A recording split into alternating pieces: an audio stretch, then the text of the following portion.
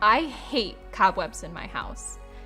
I hate them because one, they usually mean a spider is or has been living somewhere in my living room, and two, a spider is or has been living somewhere in my living room.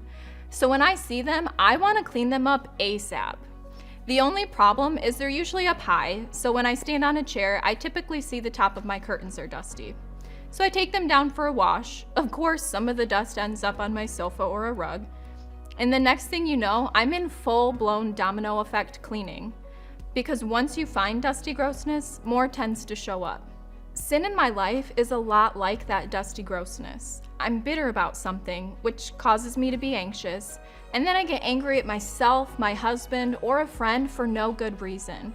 And the next thing I realize, everything and everyone is miserable, and I have to clean it all up.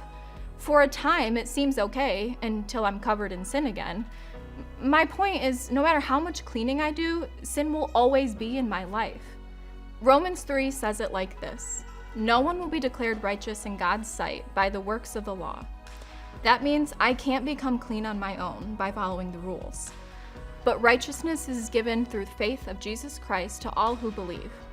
This means if I placed my faith in God, I'm justified freely by His grace.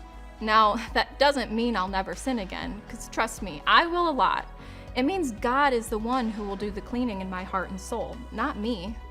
So next time you or I feel the need for spontaneous domino effect cleaning of our heart, no matter how much we scrub, it's not going to get clean.